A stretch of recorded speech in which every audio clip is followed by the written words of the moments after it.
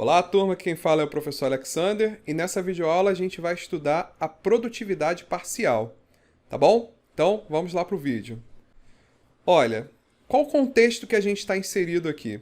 A gente está vendo as medidas de desempenho, as medidas da produção.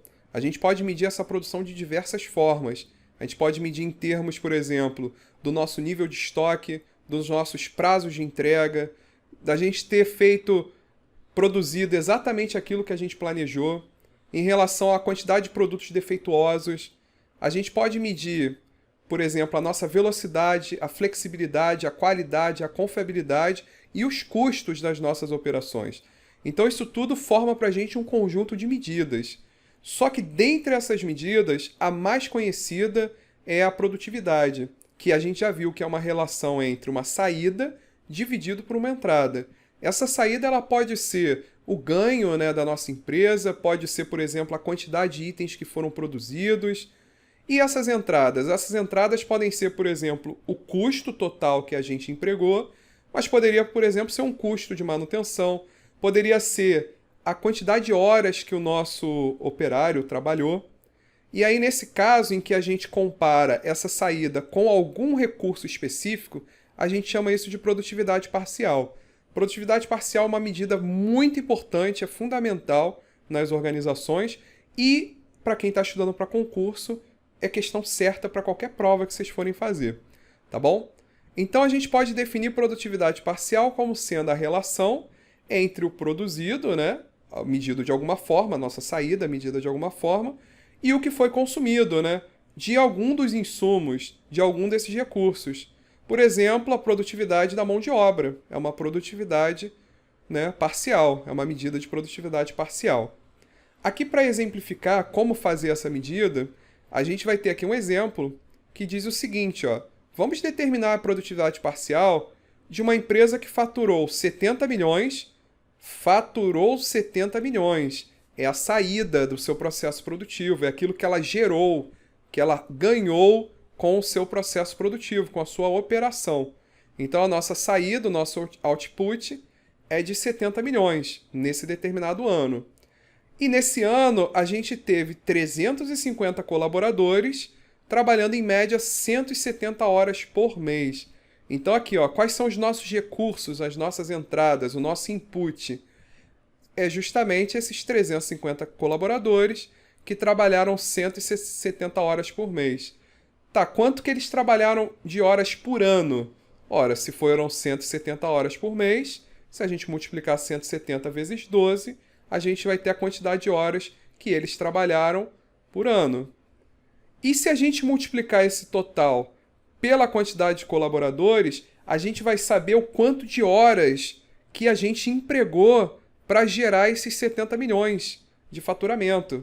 Então a entrada aqui nesse caso dessa questão é justamente essa quantidade de horas que a gente empregou para gerar esses 70 milhões, que é o nosso output, que é a nossa saída. Então a solução do problema, ó, é observar que a gente tem uma mão de obra, ó, que tem 350 homens, vezes 170 horas por mês, vezes os 12 meses. Se a gente fizer essa conta, isso daqui vai dar 714 mil homens vezes hora por ano. Então, nesse ano que a gente está avaliando a produtividade, a gente teve 714 mil homens-hora, ou HH. A gente chama isso de HH. Esse HH representa a quantidade total de homens vezes horas que foram trabalhados, né, que foram utilizados como recursos para esse ano, que é o nosso input. E o nosso output a gente já viu, a questão deu para a gente. É o nosso faturamento de 70 milhões. Como é que a gente vai calcular essa produtividade parcial? Ela vai ser igual à medida do output, que no nosso caso são os 70 milhões, dividido pela medida do input, que são as 714 mil HH. Fazendo essa conta, a gente vai ter, ó, um faturamento de R$ 98,04 para cada HH. O que significa esse resultado?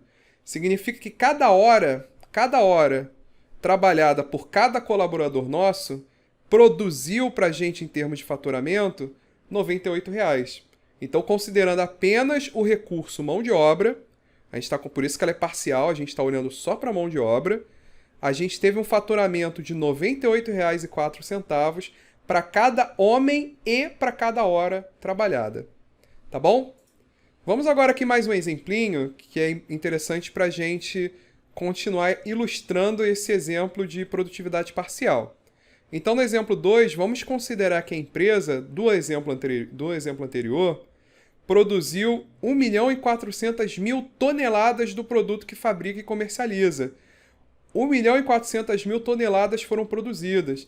É a saída, é o output.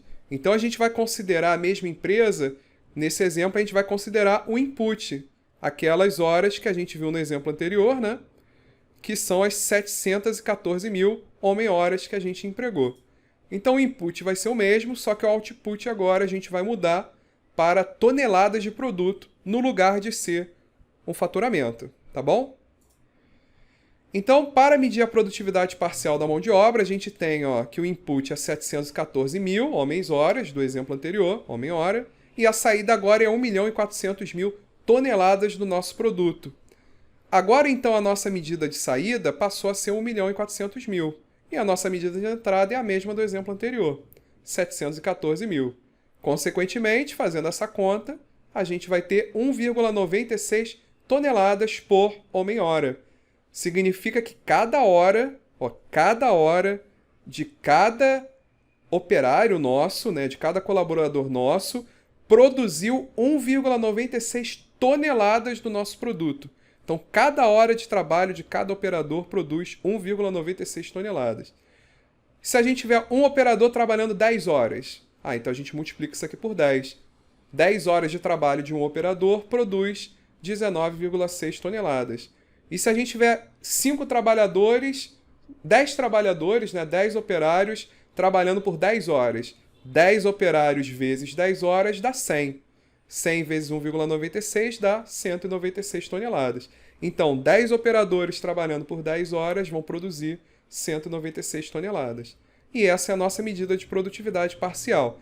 Naturalmente, as empresas elas medem essa produtividade ao longo do tempo, ao longo dos dias, ao longo dos meses, ao longo dos anos, para que ela consiga verificar a sua variação ao longo desse horizonte de tempo. E essa variação também é importante. Tá bom? Então, nos vemos na próxima videoaula. Valeu!